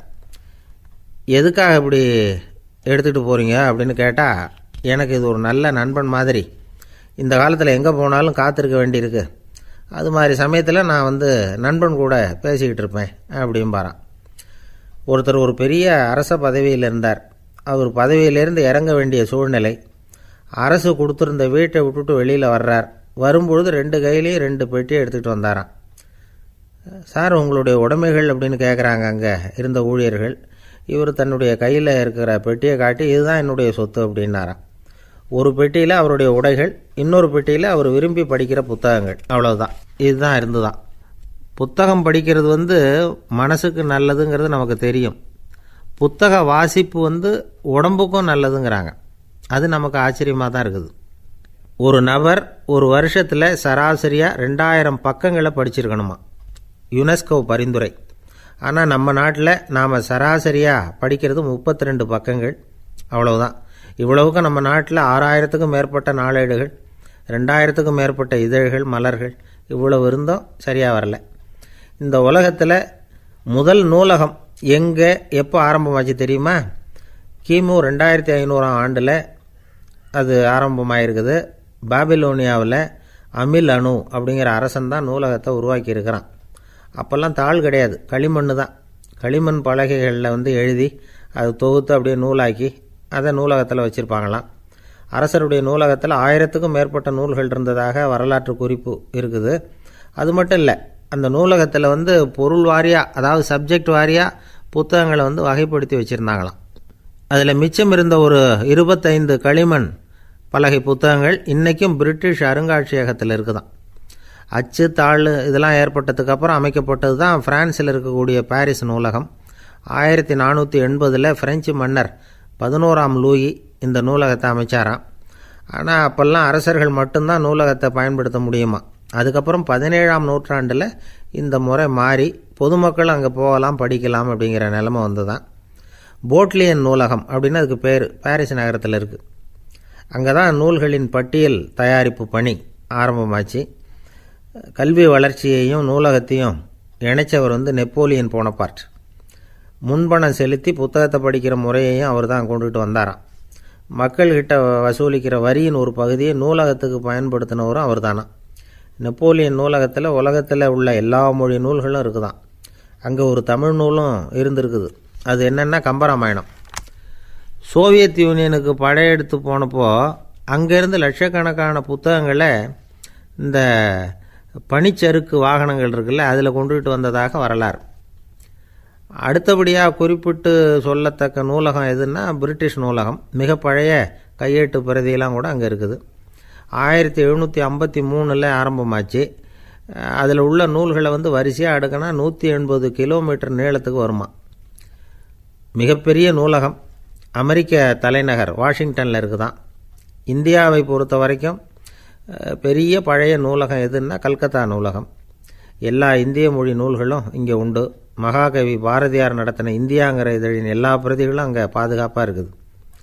படிக்கும் பழக்கம் இங்கே வளர வேண்டியிருக்குது. ஒருத்தர்கிட்ட ஒரு புஸ்தகத்தை கொடுத்து விமர்சனம் எழுத சொல்லியிருந்தாங்க. கொஞ்ச நாள் கழித்து அவரை போய் பார்த்து, என்னங்க புஸ்தகத்தை படித்து பார்த்தீங்களா அப்படின்னு கேட்டாங்களாம். இதுக்கு அவர் சொல்லியிருக்கிறார், இன்னும் நான் படித்து பார்க்கலிங்க, இப்போ தானே விமர்சனமே எழுதி முடிச்சிருக்கிறேன், இனிமே தான் படிக்கணும் அப்படின்னாராம். ஒருத்தர் அவசரமாக போய்கிட்டு இருந்தார். எங்கே போய்கிட்டு இருக்கீங்க அப்படின்னு கேட்டார் ஒரு பெரியவர். கடைக்கு போகிறேன் சார், சாமான் வாங்கிறதுக்கு அப்படின்னார். அங்கே போகிறதுக்கு முன்னாடி தெரிஞ்சிக்க வேண்டியதெல்லாம் தெரிஞ்சுக்கிட்டீங்களா அப்படின்னு கேட்டார் பெரியவர். கடைக்கு போய் காசை கொடுத்து ஒரு பொருளை வாங்கிட்டு வரப்போகிறோம், இதில் தெரிஞ்சிக்க வேண்டியது என்ன இருக்குது அப்படின்னார் அலட்சியமாக. இப்போ அந்த பெரியவர் பேச ஆரம்பித்தார். இந்த உலகத்தில் எந்த ஒரு செயலில் இறங்குறப்பவும் நாம் நல்லா ஆலோசனை பண்ண வேண்டிய விஷயம் 5 அப்படின்னார். உதாரணமாக, ஒருத்தன் கடைக்கு போய் ஏதோ ஒரு பொருளை வாங்கிட்டு வர போகிறான்னு வச்சுக்கங்களேன். அப்போ கூட அவன் 5 விஷயங்களை பற்றி தெரிஞ்சுக்க வேண்டியிருக்குது அப்படிங்கிறார் அவர். முதல்ல அந்த பொருள் எப்படிப்பட்டது அப்படிங்கிறத தெரிஞ்சுக்கணும். ரெண்டாவதாக தன்னை பற்றியும் தெரிஞ்சுக்கணும். அப்போ தான் அந்த பொருள் தனக்கு தேவையா இல்லையா அப்படிங்கிறத புரிஞ்சுக்க முடியும். மூணாவதாக தெரிஞ்சுக்க வேண்டியது ஒன்று இருக்குது. அது என்னென்னா, அந்த பொருளை அடையிறதுக்கு வழி என்ன அப்படிங்கிறத தெரிஞ்சுக்கணும். அதாவது எவ்வளவு பணம் கொடுத்தா அது கிடைக்கும், இது மாதிரியான விஷயங்கள். நாலாவதாக அந்த பொருளை அடையிறது மூலமாக நாம் அடையக்கூடிய பயன் என்ன அப்படிங்கிறதையும் உணரணும். அஞ்சாவது, அந்த பொருளை அடையிறதுல இருக்கக்கூடிய தடை எது அப்படிங்கிறதையும் நாம் தெரிஞ்சுக்கணும். பெரியவர் பேசுகிறது ஏதோ தத்துவம் மாதிரி தெரியுது இல்லையா? தத்துவம்தான். அதாவது இப்படி உலகியல் வாழ்க்கையில் சின்ன சின்ன விஷயங்கள்லேயே நாம் 5 விஷயங்களை தெரிஞ்சுக்க வேண்டியிருக்குது. அது ரொம்ப அவசியமாக இருக்குது. பேரின்ப நிலைன்னு சொல்கிறாங்கள்ல, அது மாதிரி பெரிய சமாச்சாரங்கள்லேயும் இந்த 5 விஷயங்களை நாம் தெரிஞ்சுக்க வேண்டியிருக்குது. அதுக்கு பேர் என்னன்னா அர்த்த பஞ்சகம். வைணவ சமயத்தில் அர்த்த பஞ்சகம்ங்கிறது ரொம்ப பெரிய விஷயம். கடைக்கு போகிறது மாதிரி கடவுளை பார்க்க போகிறப்பவும் நாம் 5 விஷயங்களை தெரிஞ்சுக்கணுமா. முதல்ல பரம்பொருள் அப்படிங்கிறது என்ன, அதோட தன்மைகள் என்ன, இதை தெரிஞ்சுக்கணும். இதுக்கு பேர் என்னென்னா பரமாத்ம ஸ்வரூபம் அப்படின்னு பேர். ரெண்டாவது, நாம் யார், நம்மோட தன்மை என்ன அப்படிங்கிறத தெரிஞ்சுக்கணும். நான் யாருன்னு எனக்கே தெரியலங்கிறப்போ இதை நான் சொல்கிறேன்னு இது என்னுடையதுன்னு சொல்கிறது தப்பு தானே. அப்புறம் மூணாவது விஷயம், பரம்பொருளை நாம் அடையிறதுக்கு வழி எது, இதை தெரிஞ்சுக்கணும். இது உபாய ஸ்வரூபம் அப்படின்னு பேர். நாலாவது விஷயம், நாம் அடைய வேண்டிய பயன்கள் என்ன அப்படிங்கிறத தெரிஞ்சுக்கிறது. இதுக்கு புருஷார்த்தம் அப்படின்னு பேர். அஞ்சாவது, அந்த பயனை அடைய விடாமல் தடுக்கிற தடைகள் யாவை அப்படிங்கிறத தெரிஞ்சுக்கிறது. இது விரோதி ஸ்வரூபம். இதைத்தான் தடையியல் அப்படின்னு சொல்கிறாங்க. அதாவது பரமாத்மாவை பற்றிய அறிவு, ஜீவாத்மாவை பற்றிய அறிவு, உபாயம் பற்றிய அறிவு, புருஷார்த்தம் பற்றிய அறிவு, இந்த 4 அறிவுக்கும் எதிரடையாக, அதாவது அதையெல்லாம் தப்பாக புரிஞ்சுக்கிறதால உண்டாகக்கூடிய அறிவு விரோதி ஸ்வரூபம். என்ன இது தகவலில் ஏதாவது கதை சொல்லுவீங்கன்னு பார்த்தா ஏதோ தத்துவம் பேசிகிட்டு இருக்கிறீங்களே அப்படின்னு நினைக்கலாம். இதுவும் தெரிஞ்சுக்க வேண்டிய ஒரு பெரிய விஷயந்தான். காதில் போட்டு வச்சா எப்போவாவது உபயோகப்படும். என்னுடைய நண்பர் ஒருத்தர் ஒரு நாள் என்கிட்ட சொன்னார், சார், அடுத்த மாதம் தஞ்சாவூரில் ஒரு கல்யாணம், போகிறதா வேண்டாமா அப்படின்னு ஒரே குழப்பமாக இருக்குது அப்படின்னார். நான் உடனே இந்த அர்த்த பஞ்சக உபதேசம் பண்ண ஆரம்பித்தேன். அவர் எல்லாத்தையும் பொறுமையாக கேட்டுவிட்டு, சரி சார், நான் போகிறதுன்னு முடிவு பண்ணிவிட்டேன்னார். எப்படி இந்த முடிவுக்கு வந்தீங்க அப்படின்னு கேட்டேன். அவர் சொன்னார், சார், அந்த 2வது பாயிண்ட் ஒன்று சொன்னீங்களே, அதை புரிஞ்சுக்கிட்டதுக்கு அப்புறம்தான் இந்த முடிவுக்கு வந்தேன் அப்படின்னார். என்ன 2வது பாயிண்ட்டுன்னு? அதாவது தன்னை பற்றி புரிஞ்சுக்கணும் அப்படின்னு சொன்னீங்க. உடனே என்னை பற்றி புரிஞ்சுக்கிட்டேன், நான் யாருங்கிறது எனக்கு தெரிஞ்சுது, உடனே போகிறது தான் நல்லதுன்னு முடிவு பண்ணிவிட்டேன்னார். நீங்கள் யாருன்னு கேட்டேன். நான் தான் சார் அந்த கல்யாணத்தில் தாலி கட்ட வேண்டிய மாப்பிள்ளை அப்படின்னார். அந்த காலத்தில் அண்ணாமலை ரெட்டியார்னு ஒருத்தர் இருந்தார். அவர் வெங்கனூர் அப்படிங்கிற கிராமத்தில் இருந்தார். அங்கேருந்து விருத்தாசலம் கோவிலுக்கு தவறாமல் போயிட்டு வந்துக்கிட்டு இருந்தார். இடையில் வெள்ளாறு, அதில் ஒரு சமயம் வெள்ளம் வந்துட்டுது. இவரால் போக முடியல. அதோட விளைவு வெங்கனூர்லேயே ஒரு கோவில் கட்டணும் அப்படின்னு முடிவு பண்ணார், சிவாலயம். அந்த சமயத்தில் வடநாட்டில் பஞ்சம். அதனால் அங்கே இருந்த பல சிற்பிகள் தென்னாட்டை நோக்கி வர ஆரம்பித்தாங்க. அவங்க வெங்கனூர் வழியாக வர்றது தெரிஞ்சதும் இவர் போய் பார்த்தார். இங்கே ஒரு கோவில் கட்டணும், அதுக்கு நீங்கள் உதவணும்னார். பஞ்ச காலத்தில் இப்படி ஒரு வாய்ப்பு கிடைச்சதில் அவங்களுக்கும் ரொம்ப மகிழ்ச்சி. உற்சாகத்தோடு ஒத்துக்கிட்டாங்க. ஆலய திருப்பணி ஆரம்பமாச்சு. அவங்களுக்கு வேண்டிய எல்லா வசதிகளையும் இவர் செஞ்சு கொடுத்தார். அவங்களுக்கு எந்த குறையும் இல்லாமல் பார்த்துக்கிட்டார். அது மட்டும் இல்லை, ஒவ்வொரு நாளும் அங்கே வருவார். உங்களுக்கு என்ன வேணும், எது வேணும்னு கேட்பார். ஏதாவது குறை இருந்தால் சொல்லுவாங்க, உடனே தீர்த்து வைப்பார். இவரும் கேட்பார், எந்த குறையாக இருந்தாலும் என்கிட்ட சொல்லுங்க அப்படின்னு சொல்லுவார். அதை தவிர இவராகவே கவனித்தும் அவங்களுக்கு என்னென்ன தேவைங்கிறத கண்டுபிடிச்சி அதையெல்லாம் கொடுத்துக்கிட்டு இருப்பார். என்ன தேவைன்னாலும் அதை நிறைவேற்றி வச்சுருவார். அந்த சிற்பிகளின் தலைவன் ஒருத்தன், அந்த ஆளுக்கு வெத்தலை பாக்கு போடுறது பழக்கம். இதை தெரிஞ்சுக்கிட்டு அதுக்காகவே ஒரு ஆளை ஏற்பாடு பண்ணார். வேணுங்கிறப்போலாம் நீ வெத்தலை சிவல் மடித்து கொடுக்க வேண்டியது உன் வேலை அப்படின்னு ஒருத்தனை ஏற்பாடு பண்ணிட்டார். இப்படியெல்லாம் செஞ்சதும் அவங்களுக்கும் ரொம்ப உற்சாகம். ரொம்ப பொறுப்பாக சிற்ப வேலைகளை செஞ்சுக்கிட்டு இருக்கிறாங்க. ஒரு நாள் என்னாச்சு தெரியுமா? அந்த சிற்பிகளின் தலைவன் ரொம்ப நுணுக்கமாக ஒரு வேலையை செஞ்சுக்கிட்டு இருக்கிறான். சாரம் போட்டு அது மேலே படுத்துக்கிட்டு அண்ணாந்து பார்த்து உச்சியில் நுணுக்கமான சிற்பங்களை உருவாக்கிக்கிட்டு இருக்கான். சிற்பியின் கவனம் செதறப்படாதுங்கிறதுனால இவர் மெதுவாக சத்தம் போடாமல் கிட்ட போய் நின்று அதை கவனிச்சிக்கிட்டு இருக்கிறார். அந்த சிற்பி வழக்கம் போல் வெத்தலை பாக்குக்காக இடது கையை கீழே நீட்டினான். அந்த சமயம் பார்த்து அவருக்கு தாம்பூலம் கொடுக்குறவன் அங்கே இல்லை, எங்கேயோ போயிருக்கிறான். அண்ணாமலை ரெட்டியார் என்ன பண்ணார் தெரியுமா?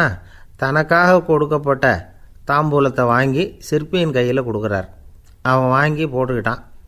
இது என்ன இன்னைக்கு வெத்தலை சீவல் வேறு மாதிரி இருக்குது, வாசனை தாம்பூலமாக இருக்குது அப்படின்னு யோசனை பண்ணிவிட்டு கீழே திரும்பி பார்க்குறார்.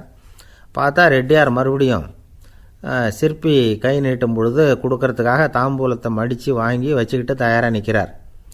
சிற்பிக்கு அதிர்ச்சி. உடனே பொத்துன்னு கீழே குதிச்சான். ஐயா, என்ன இது நீங்களா அப்படின்னா. இவர் சொன்னார், நான் ஒன்றும் தப்பு பண்ணலையே, உன்னுடைய கை புண்ணியம் செஞ்ச கை, கோயில் கட்டுற கை, அந்த கைக்கு தாம்பூலம் கொடுக்கறதுல என்ன தப்பு அப்படின்னாராம். ஏற்கனவே பஞ்சத்தில் அடிபட்டு வந்த எங்களை நீங்கள் ஆதரித்ததே பெரிய விஷயம். இந்த செயல் என்னை ஒரு பெரிய கடனாளி ஆகிவிட்டுது. ஐயா, எங்களுக்கு உணவு உடை இதை மட்டும் நீங்கள் கொடுத்தா போதும், ஊதியம்னு எதுவும் வாங்க மாட்டோம் அப்படின்னு நானா. அந்த சிற்பி எவ்வளோ வற்புறுத்தியும் எதுவும் வாங்கிக்கலையாம். இந்த செய்தியை தமிழ் தாத்தா டாக்டர் ஊவேசா சொல்லியிருக்கிறார். அந்த காலத்தில் எப்படிப்பட்டவங்கள்லாம் வாழ்ந்துருக்கிறாங்க பாருங்கள். இந்த காலத்தில் ஒருத்தர் கோவில் கட்டினார், வேலை செய்கிற எல்லாருக்கும் சாப்பாடு போடுவார். சிற்ப வேலை செஞ்சுட்டு சாப்பிட வர்ற ஒவ்வொருத்தர் கையையும் அன்பாக பிடிச்சி முத்தம் கொடுத்து உள்ளே அனுப்புவார். அந்த கைகளுக்கு நீங்கள் கொடுக்குற மரியாதையாது அப்படின்னு கேட்டாங்க. அது இல்லைங்க, ஏற்கனவே முதல் பந்தியில் சாப்பிட வந்தவன் மறுபடியும் வர்றானான்னு கண்டுபிடிக்கிறதுக்காக கையை பிடிச்சி மோந்து பார்க்குறேன் அப்படின்னாராம் அவர். பிரம்மத்தை அறிந்தவன் பிரம்மமாகிறான் அப்படின்னு ஒரு பெரியவர் பேசினார் ஒரு கோவிலில். தைத்திரிய உபனிஷத்து அப்படி சொல்லுதான். இதை கேட்கும் பொழுது நமக்கு ஒரு சந்தேகம் வரும். அது எப்படி? பிரம்மத்தை அறிந்தவன் பிரம்மம் ஆகிறான்னா, சிங்கத்தை அறிந்தவன் சிங்கம் ஆகிறானா, தோசையை அறிந்தவன் தோசை ஆகிறானா? இப்படிப்பட்ட சந்தேகம் நமக்கு வர்றதில் ஒன்றும் ஆச்சரியம் இல்லை. இது இயற்கை. இதுக்கும் அந்த பெரியவரே பதில் சொல்கிறார். சிங்கம் வேற, நாம் வேற. அதனால் சிங்கத்தை அறிந்தவன் சிங்கமாக மாட்டான். ஆனால் பிரம்மம் வேற, நாம் வேற இல்லை. அதனால் பிரம்மத்தை அறிந்தவன் பிரம்மமாகறான் அப்படிங்கிறது அவரோட விளக்கம். மனிதன் அவன்தான் தான் பிரம்மங்கிறது தெரியாதனால தான் அதை வேற எங்கேயோ தேடிகிட்டு இருக்கிறான். கடைசியில் அது தான் தாங்கிறது புரிஞ்சுக்கிற பொழுது அவன் பிரம்மம் ஆகிடுறான். இதை விளக்கிறதுக்கு ஒரு உபநிஷத்து கதையே இருக்குது. நமக்கு தெரிஞ்ச கதை தான், ஆனால் அதை வேறு விதமான அர்த்தத்தில் விளையாட்டாக சொல்லிகிட்டு இருக்கிறோம். ஒரு சமயம் ஒரு 10 நண்பர்கள் ஒரு காட்டு வழியாக போய்கிட்டு இருக்கிறாங்க. குறுக்க ஒரு நதி, அதை கடந்து அடுத்த பக்கம் போகணும். எல்லோரும் ஒரு வழியாக கடந்து அடுத்த கரைக்கு போய் சேர்ந்துட்டாங்க. அங்கே போய் சேர்ந்ததுக்கப்புறம் எல்லோரும் பத்திரமா சேர்ந்துட்டோமா அப்படின்னு தெரிஞ்சுக்கிறதுக்காக எண்ணி பார்க்குறான் அந்த கூட்டத்து தலைவன். அவங்க மொத்தம் 10 பேர். ஆனால் இவன் எண்ணி பார்க்குறப்போ 9 தான் வருது. ஏன்னா அவன் தன்னை விட்டுவிட்டான். எதிரில் நிற்கிறவங்கள மட்டுமே எண்ணுறான். ஐயோ 10வது ஆள் எங்கேங்கிறான், பதறான். சரி நீ இரு, நான் எண்ணி பார்க்குறேன்னு சொல்லிவிட்டு இன்னொருத்தன் எண்ணுறான். அவனும் தன்னை விட்டுட்டு எண்ணுறான். 9 தான் வருது. எல்லோரும் கொய்யோ முறையோன்னு கத்த ஆரம்பிச்சிட்டாங்க. அந்த சமயத்தில் ஒரு பெரியவர் அந்த பக்கமாக வர்றார். என்ன விஷயம்னு விசாரிக்கிறார். 10வது ஆள் 6 அடிச்சுட்டு போட்டுது அப்படின்னு சொல்லி இவங்க அழறாங்க. சரி அழாதீங்க அப்படின்னு சொல்லி அந்த தலைவனை பார்த்து இப்படி வாங்குறார். வர்றான். இப்போ எனக்கு முன்னாடி ஒரு தரம் எண்ணு பார்க்கலாம்ங்கிறார். 1 2 3ன்னு ஆரம்பித்து 9ல் முடிக்கிறான். உடனே பெரியவர் நீ தான் அந்த 10வது ஆள் அப்படிங்கிறார். இது உண்மை, நாம் தான் அது. நாம் தான் நம்மளை வேறு எங்கேயோ தேடிகிட்டு இருக்கிறோம். நாம் எங்கேயோ தேடிகிட்டு இருக்கிறோமே, அந்த பிரம்மம் நாம் தான். இப்படி ஒரு பெரிய உண்மையை விளக்கிறதுக்காக தான் அப்படி ஒரு கதை சொல்லப்பட்டது. ஆனால் அதை நாம் வேறு விதமாக வேடிக்கையாக உபயோகப்படுத்திக்கிட்டு இருக்கிறோம். எப்படி தெரியுமா? ஒரு ஆத்தங்கரையில் ஒரு 10 பேர் முழிச்சுக்கிட்டே நின்றுக்கிட்டு இருந்தாங்களாம். அந்த பக்கமாக வந்த ஒருத்தன், ஏன் இப்படி முழிச்சுக்கிட்டு நிற்கிறீங்கன்னு கேட்டிருக்கிறான். எங்களுக்கு நீச்சல் தெரியாது, நாங்கள்லாம் அடுத்த கரைக்கு போய் சேரணும் அப்படின்னு நாங்களாம். சரி, நான் கொண்டுட்டு போய் விடுறேன். எல்லாரும் அக்கறைக்கு போய் சேர்ந்த உடனே ஆளுக்கு ₹1 வீதமாக மொத்தம் ₹10 எனக்கு கொடுக்கணும் அப்படின்ட்டுருக்கான் இவன். சரின்னு ஒத்துக்கிட்டாங்க. இவன் ஒவ்வொருத்தராக கையை பிடிச்சி மெதுவாக ஆற்றுல இறக்கி அழைச்சிட்டு போயிட்டான். 9 பேரை கரை சேர்த்துட்டான். 10ஆவது ஆள் பாதி ஆற்றுல போயிட்டு இருக்கிறப்போ திடீர்னு வெள்ளம் வந்துட்டுது. புடி நழுவி போச்சு. கையை விட்டுட்டான். வெள்ளம் அடிச்சிட்டு போட்டுது. அழைச்சிட்டு வந்தவன் நீச்சல் அடித்து தடுமாறி கரைக்கு வந்து சேர்ந்துட்டான். கரையில் இருந்தவங்களுக்கு இந்த விஷயம் தெரியாது. இருந்தாலும் இவன் உடம்பு பூரா நனைஞ்சி கொஞ்சம் அதிகமாக மூச்சு வாங்க நின்றுக்கிட்டு இருந்தானா, ஏன் இப்படி மூச்சு வாங்குது, என்ன விஷயம் அப்படின்னு கேட்டாங்களாம். அதுக்கு இவன் கொஞ்சமாக அலட்டிக்காமல் சொன்னானா, வேறு ஒன்றும் இல்லை, நீங்கள் கொடுக்க வேண்டிய ₹10 ₹1 குறைஞ்சி போச்சு, அவ்வளவுதான் அப்படின்னானா. ஒரு ஆள் ராமகிருஷ்ணரை தேடி வந்தான். அவன் கையில் 1000 பொற்காசுகள் வச்சுருந்தான். அதை அவர்கிட்ட கொடுத்து இதை ஏற்றுக்கணும் அப்படின்னு ரொம்ப பணிவாக கேட்டுக்கிட்டான். அவர் பார்த்தார், இது எனக்கு தேவையில்லை, ஆனாலும் உன்னுடைய மனசை புண்படுத்துறதுக்கு நான் விரும்பலை, அதனால் நீ கொடுக்குறத வாங்கிக்கிறேன்னார். வாங்கிக்கிட்டார். அப்புறம் கேட்டார், இதை பாரு, இனிமேல் இதெல்லாம் என்னுடையது தானே அப்படின்னார். ஆமாம், அதையெல்லாம் நான் உங்களுக்கே கொடுத்துட்டேன்னா அவன். சரி, இப்போ நீ எனக்காக ஒரு காரியம் பண்ணணும்னார். என்ன செய்யணும்னு சொல்லுங்கன்னா, இந்த நாணயங்களையெல்லாம் எடுத்துக்கிட்டு போய் கங்கை நதியில் எரிஞ்சுட்டு வா அப்படின்னார். இவனுக்கு அதிர்ச்சியாக போச்சு. என்ன பண்ணுறது? இனிமேல் அது முடியாதுன்னு சொல்ல முடியாது. ஏன்னா அந்த நாணயங்களையெல்லாம் அவருக்கே கொடுத்துட்டான். இனிமேல் அதெல்லாம் இவனுடையது இல்லை. பேசாமல் அவ்வளோவே அள்ளிக்கிட்டு ஆத்தங்கரைக்கு போனான். போனவன் ரொம்ப நேரம் திரும்பியே வரல. ராமகிருஷ்ணருக்கு சந்தேகம், என்ன ஆச்சு அந்த மனுஷனுக்கு? காசுகளோடு அந்த கங்கையில் குதிச்சுட்டானா? போகும்பொழுதே ஒரு மாதிரியாக தான் போனான். போய் என்னன்னு பார்த்துட்டு வாங்க அப்படின்னார். அங்கே இருந்த ஒருத்தர் ஓடி போய் பார்த்தார். அவர் போய் பார்க்கும்பொழுது அவன் அங்கேயே இருந்தான். அதுக்கப்புறம் அவர் திரும்பி வந்தார். வந்து விவரத்தை சொன்னார். அதாவது அவன் கங்கை கரையில் உட்காந்துக்கிட்டு ஒவ்வொரு நாணயமாக 1 2ன்னு எண்ணி வீசிக்கிட்டு இருக்கிறான். அவனை சுற்றி ஒரு கும்பல் நின்றுக்கிட்டு அவனை தடுத்துக்கிட்டு இருக்குது அப்படின்னு விவரத்தை சொன்னார் போயிட்டு வந்தவர். இதை கேட்டதும் ராமகிருஷ்ணரே புறப்பட்டு அங்கே போனாராம்.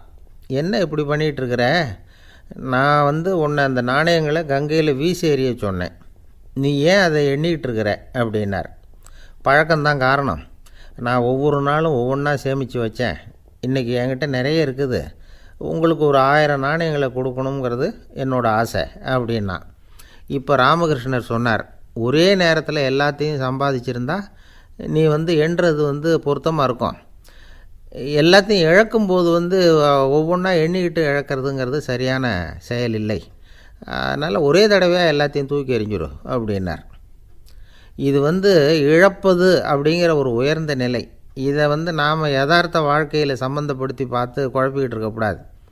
இழக்கிறேன்னு சொல்லிக்கிட்டு இருக்கிற காசையெல்லாம் ஆற்றுலையும் குளத்துலையும் கொண்டு போய் எரிஞ்சிட்டு வாங்க அப்படின்னு உபதேசம் பண்ணுறதாக யாரும் நினச்சிடக்கூடாது. இதில் நாம் புரிஞ்சிக்க வேண்டியது என்னென்னா, எதையாவது ஒன்றை இன்னொருத்தருக்கு கொடுக்கணும் அப்படின்னு விருப்பப்பட்டால் அதை மனப்பூர்வமாக கொடுத்துடணும். கொடுத்துட்டு அதையே நினச்சிக்கிட்டு இருக்கக்கூடாது. நம்மால் ஒருத்தர் ஒரு ₹100 நோட்டை தன்னுடைய நண்பர் ஒருத்தர்கிட்ட கொடுத்து, இது உனக்கு தான் வச்சுக்கோ அப்படின்னார். அவர் பார்த்தார், இது இனிமேல் எனக்கு தானே சொந்தம் அப்படின்னார். ஆமான்னார் அவர். அப்படின்னா எனக்காக நீ ஒரு உதவி செய்யணும்னார். சொல்லுங்கள் செய்கிறேன்னார் அவர். இந்த ₹100 நோட்டை தீ வச்சு கொளுத்தி விடுன்னார். இவர் அதிர்ச்சியாகி அவரை பார்த்தார். இப்போ அவர் சொன்னார், நீ எனக்கு அன்பாக கொடுத்தது இது, இந்த நோட்டு கள்ள நோட்டுங்கிறது எனக்கு முன்னாடியே தெரியும், சீக்கிரம் கொளுத்தி விடு, அதுதான் நம்ம 2 பேருக்குமே நல்லது அப்படின்னாராம் அவர். ஏங்க எங்கே போயிட்டு வரீங்க அப்படின்னு கேட்டேன். எனக்கு வேண்டப்பட்ட ஒருத்தரை பார்த்து. ஆஸ்பத்திரிக்குன்னார். எந்த ஆஸ்பத்திரிக்குன்னே? மாட்டு ஆஸ்பத்திரிக்குன்னார். என்ன விஷயம்னே? மாமனாருக்கு உடம்பு சரியில்லை, அதுதான் மாட்டு ஆஸ்பத்திரிக்கு போயிட்டு வரேன்னார். அட பாவி, அதுக்கு அந்த ஆஸ்பத்திரிக்காக போவாங்க அப்படின்னு ஆச்சரியமா. அட அது இல்லைப்பா, முதல்ல எங்கள் குடும்ப டாக்டர் தான் தேடிக்கிட்டு போனேன். அவர் அந்த நேரத்தில் அவர் வளர்க்குற நாய்க்குட்டிக்கு உடம்பு சரியில்லைன்னு சொல்லி அதை தூக்கிக்கிட்டு மாட்டு ஆஸ்பத்திரிக்கு போயிட்டாராம் சொன்னாங்க. அதனால் அங்கே போய் அவரை சந்தித்து விஷயத்தை சொல்லிவிட்டு வர்றேன்னார். அப்புறம் தான் எனக்கு கொஞ்சம் நிம்மதியாக இருந்தது. பொதுவாக நமக்கு தெரிஞ்ச வரையில் டாக்டர்கள் 2 வகை. நமக்கு வைத்தியம் பண்ணுற டாக்டர்கள் ஒரு வகை, நம்மக்கிட்ட இருக்கிற ஆடு மாடு கோழிக்கு வைத்தியம் பண்ணுற டாக்டர்கள் ஒரு வகை. இப்போ தான் எனக்கு தெரியும் இன்னொரு வகையான டாக்டர்களும் உண்டுங்கிறது. அது யாருன்னா பூச்சிகளுக்கு வைத்தியம் பண்ணுற டாக்டர்கள், அதாவது பூச்சி டாக்டர்கள். வெளிநாடுகளில் அப்படிலாம் கூட சில பேர் இருக்கிறாங்க. பிரிட்டனில் யார்க்ஷயர் வட்டாரத்தில் ராதர்ஹாம் அப்படின்னு ஒரு ஊர். அங்கே ஒரு விலங்கியல் மருத்துவர் பேர் டாக்டர் லான்ஸ் ஜெப்சன். அவர் ஆஸ்பத்திரி வாசலில் பார்த்தீங்கன்னா தினமும் நிறைய பேர் நின்றுக்கிட்டு இருப்பாங்க. கையில் கண்ணாடி குடுவை, தகர டப்பா இப்படி ஏதாவது இருக்கும். அதுக்குள்ளே ஏதாவது பூச்சிகள் இருக்கும். அதுக்கு வைத்தியம் பண்ணுறதுக்காக வந்தவங்க தான் அவங்கெல்லாம். சிலந்தி பூச்சி, பல்லி, தேளு, பாம்பு இப்படி ஏதாவது இருக்கும். பொழுதுபோக்காக சில பேர் நாய், பூனை, கிளி, மைனா, புறா இப்படி ஏதாவது வளர்க்குறாங்கல்ல, அது மாதிரி இப்போல்லாம் தேளு, பல்லி, பாம்பு, பூச்சி இதையெல்லாம் வளர்க்க ஆரம்பிச்சிட்டாங்களாம். இது ஒரு புது ஃபேஷன். இப்போ கூண்டுக்குள்ளே டப்பாக்குள்ளே போட்டு வளர்க்குறது, அதுக்கு ஏதாவது நோய் வந்துட்டுதுன்னா வைத்தியம் பண்ணுறதுக்கு டாக்டர்கிட்ட வந்துட வேண்டியது, இப்படி இந்த பழக்கம்லாம் நிறையா வந்துட்டுது. ரத்தம் உறிஞ்சிற அட்டைகள் கூட இவங்ககிட்ட வைத்தியத்துக்கு வருதான். சிலந்திகளில் செங்கால் சிலந்தின்னு ஒரு வகை. மத்திய அமெரிக்க காடுகளில் இது அதிகம். சிலந்திகள்லேயே ரொம்ப விலை உசந்தது இந்த ரகம்தான். கால்களில் சிவப்பு கோடுகள் இருக்கும். இந்த இனம் இப்போ குறைஞ்சிக்கிட்டே வர்றதுனால சர்வதேச விதிகளின்படி இவற்றின் ஏற்றுமதி இறக்குமதிக்கு தடை விதிக்கப்பட்டிருக்குது. அதனால் இதை வளர்க்குறவங்க வீட்டுக்குள்ளேயே இனவிருத்தி மூலமாக பெருக்கி விற்பனை பண்ணிட்டு வராங்களாம். அந்த வகை சிலந்திகள் தான் இப்போ வைத்தியத்துக்கு அதிகமாக வருதான். சரி, இதுக்கெல்லாம் எப்படி வைத்தியம் பண்ணுறாங்க? முதல்ல அதை குளிர்பதன பெட்டியின் வழுவழுப்பான சுவரில் விட்ட உடனே அதெல்லாம் மெதுவாக இறங்கி வரும். அப்போ அதன் நோயை கண்டுபிடிக்கிறது சுலபம். அப்புறம் அதுக்கு கிருமிகளை கொல்லக்கூடிய மருந்துகளையோ வலி நிவாரண மருந்துகளையோ கொடுப்பாங்க. கால் உடைஞ்ச சிலந்திகளுக்கு பசையை கொண்டு ஆப்ரேஷன் பண்ணுவாங்க. சில சிலந்திகளுக்கு உடைஞ்ச காலை எடுத்துட்டா புதிய கால் வளர்ந்துடும். சிலந்திகளை மனிதர்கள் கையில் எடுக்கிறப்போ அது பயந்து போய் கீழே குதிக்குது. அதனால் கால் உடஞ்சி விடுது, இல்லைன்னா வயிறு சேதமடையுது. அந்த நிலைமையில் வர்ற சிலந்திகளுக்கு மயக்க மருந்து கொடுத்து ஆப்ரேஷன்லாம் கூட பண்ணுறாங்களாம். பார்த்தீங்களா பூச்சிகளுக்கு வந்த வாழ்வே. நம்ம ஊர்லேயும் வீடுகளில் பூச்சிகள் வளர்க்குறது உண்டு. ஒருத்தர் வந்தார், எனக்கு 3000 கரப்பாம்பூச்சி அவசரமாக தேவைப்படுது, எங்கே கிடைக்கும்னு கேட்டார். கரப்பாம்பூச்சியா, அது என்னத்துக்குன்னு கேட்டோம். அது வேறு ஒன்றும் இல்லை, நான் குடியிருக்கிற வாடகை வீட்டை காலி பண்ண போகிறேன். வீட்டு சொந்தக்காரர் என்ன சொல்கிறாருன்னா, இந்த வீட்டுக்கு நான் குடி வந்தப்போ எப்படி இருந்ததோ அதே நிலைமையில் விட்டுட்டு போகணும்னு வீட்டுக்காரர் சொல்லியிருக்கிறார், அதனால தான் கேட்டேன் அப்படின்னார். ஒரு தந்தை தன்னோட பிள்ளைய ரொம்ப தைரியசாலியாக வளர்க்கணும்னு ஆசைப்பட்டார். அதுக்காக அவனை கூப்பிட்டு உட்கார வச்சு இப்படி உபதேசம் பண்ணார். இதை பாருப்பா, நான் உன்னாட்டம் இருக்கிறப்போலாம் எதுக்கும் பயப்பட மாட்டேன், ரொம்ப துணிச்சலாக இருப்பேன். ஒரு நாள் ஒரு அப்பாவி எலியை ஒரு பூனை துரத்திட்டு ஓடிச்சு.